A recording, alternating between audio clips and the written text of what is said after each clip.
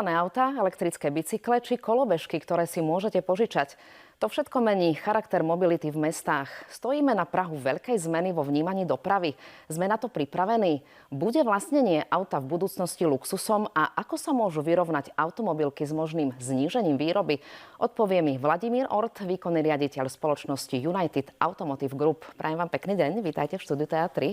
Pekný deň, Rada som, že ste prišli. No naozaj je to tak. Vidíme to aj v slovenských mestách, zdieľané autá, kolobežky, bicykle.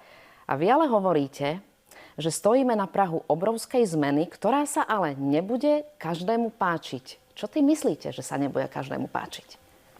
Tak ono asi najlepšie by bolo od začiatku povedať, že ako dlho sa ľudstvo vyvíja, tak principiálne stále je poznačené nejakými ďalšími zmenami, ktoré nastávajú. Krásny príklad je, všade okolo nás máme supermarkety a v roku 1930 v Spojených štátoch vznikol prvý supermarket Kroger a my na Slovensku alebo v Československu vtedajšom sme ich mali prvýkrát niekde v koncom 70. rokov. Krásny príklad sú samozrejme aj automobily, kedy v podstate kone, vozy nahradili automobily. A dnešná doba sme na sklonku obrovských zmien, ktoré postihujú nielen pohonné ústrojenstvo, to znamená štandardné palíva, benzín, nafta, menia sa na elektrické a hybridné, vlastníctvo sa mení, je obrovské množstvo ľudí, len v 70 rokoch sme mali 4,5 miliardy na planete, dneska je 7,5 miliardy a má byť nás v roku 2030 okolo 8. Takže toto všetko je neustále meniaci sa systém a ten systém samozrejme vyžaduje zmeny, ktoré súvisejú s tým, aby sa to nejakým spôsobom celé upratalo. Tá zmena, ktorá nastáva, je samozrejme oveľa jednoduchšia v čase, keď je ľudstvo poznačené nejakými inými problémami, ako je dneska COVID, ako to, že máme nejaký veľký rozvoj a musíte ľudí presviečať. No teraz asi ľudí nemusíte presviečať, je to zdá sa taká nevyhnutnosť, ale ja by som rada vedela, že, lebo vy ste povedali, že nie každému sa musí táto zmena páčiť, ktorá nastane. Prečo? Takto, ľudia majú zvyky. Každý z nás je zvyknutý ráno vstať, umyť si zuby, nájsť sa oblieť sa, niekam ide a toto samozrejme po celý život ide s nami. Takže ten zvyk kúpiť si auto, kúpiť si akékoľvek auto a kedykoľvek si ho naštartovať a kúpiť si také, onaké, tak toto všetko samozrejme na nás má veľký vplyv, na ľudí. Keď sme mladší, tak si to neuvedomujeme, keď sme starší, si začneme uvedomovať, že tú farbu máme radi, tú farbu nemáme radi, s tým sa stretneme, s tým sa nestretneme. Pri autách tento problém, ktorý nastáva, je ten, že v podstate tie emisie, globálne emisie, vlastníctvo, dane, parkovacia politika, toto má obrovský vplyv na to, ako sa ten človek správa.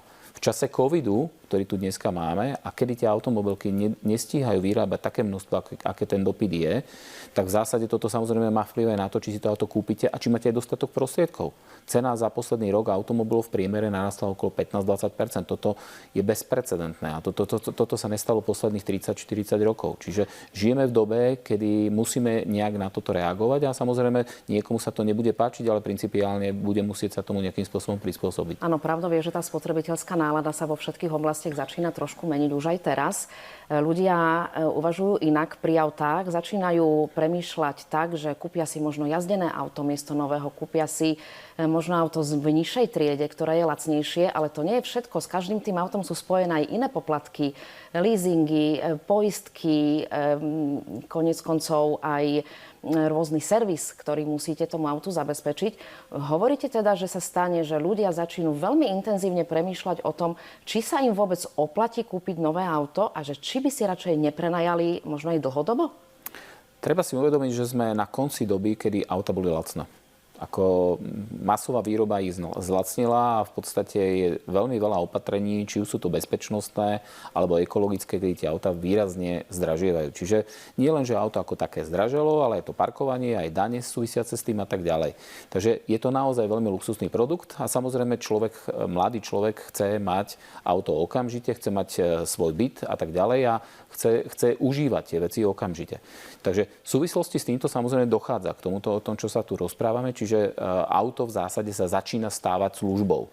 Pretože za tú službu zaplatíme nejakú mesačnú splátku, 200, 300, 500 alebo nejakú proste čiastku a podľa svojej mzdy si vieme rozdeliť.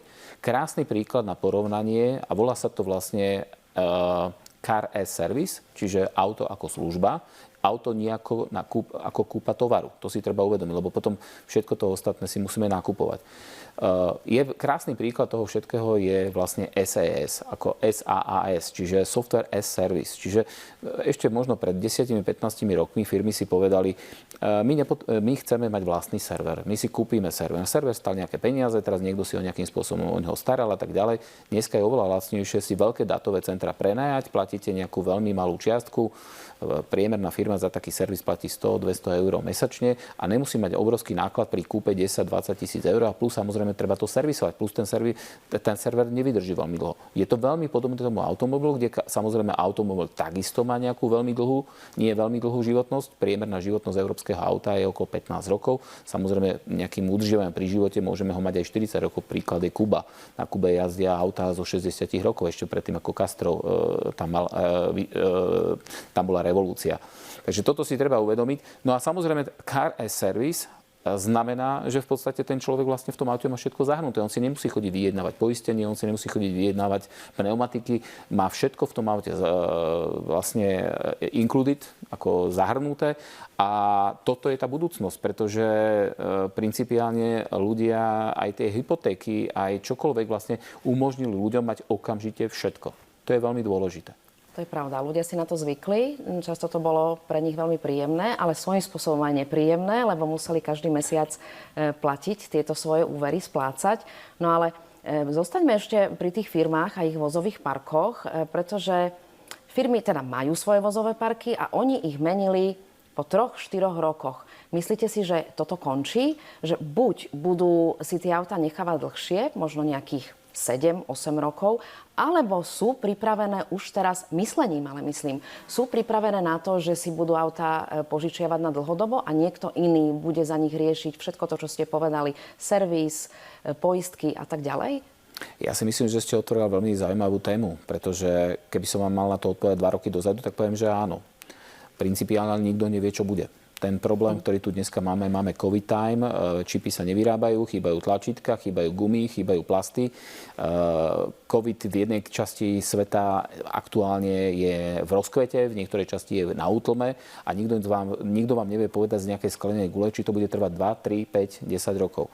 Takže toto si treba uvedomiť. Čiže ak by sme sa bavili predtým, áno, firmy sa v zásade na to pripravujú, samozrejme chcú šetriť, každá jedna firma, normálna firma chce byť efektívna a povie si, OK, chceme to meniť každé 2-3 roky, respektíve chcem mať službu, ktorú mi niekto dodá a samozrejme chcem prispôsobovať svoje veľkosti. Mám dneska vysoké tržby, mám vysoký dopyt po službe, samozrejme tých aut potrebujem viacej. Mám nízky, znížim tie vozidlá. A to je práve ten car as service, ktorý v zásade takéto niečo dodáva. Samozrejme, dneska žijeme ale v dobe, kedy vlastne tie vozidlá sa nevyrábajú. Len za minulý rok, kedy COVID začal, je v zásade celosvetovo vyrobených o 15 miliónov automobilov menej. Tento rok sa to očakáva, že to bude 20 až 25 miliónov a 99% pravdepodobnosť, že budúci rok to bude pokračovať, pretože samozrejme stále ten problém pretrváva a ešte nevieme o iných problémoch, ktoré vznikajú. Čiže my si tu pred sebou tlačíme, keď globálne sa predá okolo 80 až 100 miliónov aut, my si tu pred sebou tlačíme 50 miliónov aut, ktoré tu chýbajú. A hovoríme o niečom, čo v zásade na tú svoju dopravu, nie na luxus, typu, že ideme do prírody alebo na nákupy, ale na to, že potrebujeme dodávať chleba, potrebujeme dodávať nejakú automobilku, potrebujeme nejaký elektronický priemysel, drevársky priemysel, nábytok a tak ďalej. Toto všetko potrebujeme nejakým spôsobom zabezpečiť. To auto není len luxusný produkt. Takže treba si uvedomiť, že všetko toto, čo momentálne sa deje, je úplne inak. Čiže v štandardnej dobe áno, firmy, ten car as service je úplne zaujímavé, radi by obmieniali a niekto, kto im to bude zabezpečovať. Dnešná doba to celé rozbila. A v zásade to, aby som na to už konkrétne odpovedal, budú držať auta dlhšie, pretože nevedia, čo sa bude diať. Nehovoriac o tom, že tie automobily veľmi radikálne zdražievajú. Keď by sme to mali porovnať, tak 2019 versus 2023 odhad je pri malých automobiloch do 30 000 eur. Auta budú stať o 100% viacej. Tak to je naozaj veľké zdraženie. No, ako keby tou najväčšou istotou, ktorú teraz máme, je tá neistota, že bude možno všetko inak, ako si myslíme. Ale vy ste začali spomínať v tej výrobe, že začína byť nedostatok aut pod vplyvom čipovej krízy a iných vecí, ktoré sa v rámci tohto obdobia covidového dejú.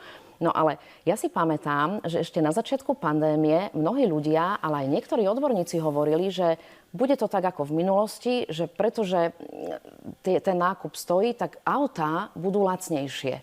Vy teraz hovoríte, že práve je to naopak, že tie auta budú drahšie. Ako je to možné? Že sa tak sekli vlastne v tom prognozovaní. Ja by som nepovedal, že sa sekli. Ja si myslím, že v podstate nám podávajú jak politici polovičnú pravdu alebo vlastne polopravdu. Áno, a snažia sa nám podsunúť nejakú informáciu, ktorá je iná. Ale samozrejme je to kombinácia viacerých faktorov a jeden z tých faktorov je samozrejme nejaké pravidlá Európskej únie, ktoré samozrejme hovoria, v tom aute musíme mať taký systém bezpečnosti, proti nehodový systém, musíme mať viac modernejšie systémy ABS, viac airbagov a tak ďalej. A toto všetko samozrejme vytvára to, že tá cena vozidla je drahšia. Zase na druhej strane si ale musíme uvedomiť jednu základnú vec a to je príklad. Dneska automobil sa stáva mobilným telefónom alebo počítačom, čiže je tam obrovské množstvo čipov. Len krásny príklad, prvé mikročipy, ktoré sa skladali z 2000 tranzistorov v roku 1970. Dneska mikročip má 20 miliard tranzistorov. No, toto si asi nikto z nás nevie predstaviť, aké je to číslo a je to takéto miniatúrne malinké. Automobilový svet, ale tento nárast ten technologický nárast žiaľ v zásade nekopíruje. Čiže a to je dôvod, prečo dneska tie čipy nemáme. Nedávno bol publikovaný článok šéfa Intelu, ktorý povedal, my čipy máme, ale nemáme tie, ktoré chcú automobilky.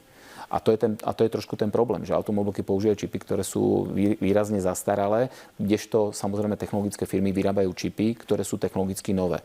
V každom prípade, ale jedna z najpodstatnejších vec, prečo automobily drahšie, budú preto, lebo auto už nebude len o tom, že bude štvorkolesové, ale bude to zároveň nabíjačka, ktorá vlastne bude prenášať energiu z jedného miesta na druhý a keď prídete domov, tak si vyťahnete energiu do domu a budete si večer pozerať televízor alebo zapnete práčku. Napríklad.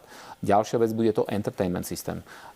A množstvo iných vecí, tak ako dneska telefón. Telefón je dneska, samotné telefonovanie je zhruba 30% funkciu telefónu. Zbytok je bankový systém, kalendár, e-maily a tak ďalej, čo nám ten telefón umožňuje. Takže automobil smeruje k tomuto a preto ten automobil aj nebude lacnejší. Ani telefóny nie sú lacnejšie. Krásny príklad si povedzme telefóny.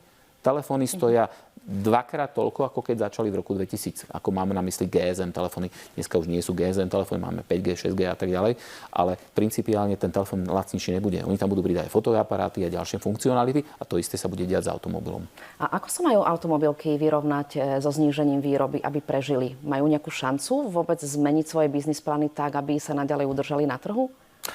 Výborná zase otázka. Musím povedať, že toto je veľmi zaujímavé, pretože podľa mňa žijeme učebnicový prípad kapitalizmu. My, bývalá socialistická krajina, kde tuto zúril komunizmus, socializmus a proste všetci sme boli zvyknutí, že chleba stál celých 20, 30 alebo neviem koľko rokov to isté, tak sme v bezprecedentnej dobe, kedy dopyt je vyšší ako výroba. A samozrejme automobilky na to zareagovali a tá cena ide proste do vesmíru. To si treba uvedomiť. Takže automobilky principiálne vyrobia oveľa menej, ale svoje peniaze zarobia. Samozrejme má to určitú hranicu a tá hranica, pokiaľ ju presiahnu, tak dojde obrovskému pádu. Takže ja ako možno odporúčanie môžem akorát ľuďom povedať to, že pokiaľ by menej aut kupovali, tak v zásade tá cena by tak nerastla. A tým, že samozrejme ľudia tie auta kupujú a v zásade je davová psychóza, podobná nehnuteľnostiam, tak samozrejme tie byty sú drahšie a to isté auta. Keby sme sa všetci dohodli, bohužiaľ sme stádo a to stádo niekam ide. Tak uvidíme, ako to celé dopadne. Ja mám pre vás ešte jednu otázku na záver. Vy pracujete alebo pôsobíte v tomto automotív sektore už veľa rokov, vyznáte sa, nič vám neunikne. Tak povedzte, zažili ste už niekedy za tieto roky, za tie dekády zmenu podobnú tejto svojim rozsahom? No, ja mám niekedy pocit, že keď ráno sa zobudím, že sa mi to sníva. Žijeme v dobe, ktorá je málo kto schopný sa v nej vyznať. Málo kto je schopný povedať, čo bude za 3, za 6, za 12 mesiacov. A napriek tomu, že to robím veľmi dlho, čiže tých 30 rokov, ako ste povedala, tak musím povedať, že vidím maximálne 6 mesiacov dopredu. A vidieť viac znamená, musel by som si vymýšľať. A samozrejme tie vplyvy a tie zmeny sa dennodenne dejú. Ale to do doby, ktorej ideme, myslím si, že keď si to niekto dneska zapíše, ako to dneska vidí, ako si myslí, že to bude a otvorí fľašu, do ktorej si dal ten odkaz, tak myslím, že bude veľmi prekvapený za 3, za 5 rokov. Čiže tá zmena je veľmi radikálna, už sa deje. A celé je to poháňané aj covidom, aj technológiami a hlavne dopytom ľudí, že samozrejme všetci chcú všetko a naraz. Ale principiálne je tu veľmi veľa zmien, ktoré sú vonkajšie faktory, kde samozrejme ľudia sú jak rieka a tá rieka si vždy nájde to svoje. Čiže akokoľvek by sme to v normálnej dobe v zásade podporovali, veľmi ťažko by sa to presadilo. Dneska sa to presadzuje veľmi jednoducho a rýchlo a v podstate bude tu radikálna zmena vo veľa veciach, ktoré súvisia s mobilitou ako takou. Tak uvidíme, čo nám prinesie budúcnosť. Ja sa teším možno o 6 mesiacov, kedy teda budete vedieť viac. Zatiaľ vám ďakujem za rozhovor. Prajem ešte pekný deň. Ďakujem pekne, pekný deň prajem. Rozprávala som sa s Vladimírom Ortom, výkonným riaditeľom Automotive Group. Rozprávali sme sa o zmenách v mobilite a v automotive sektore. Ďakujem vám za pozornosť a prajem pekný deň aj vám.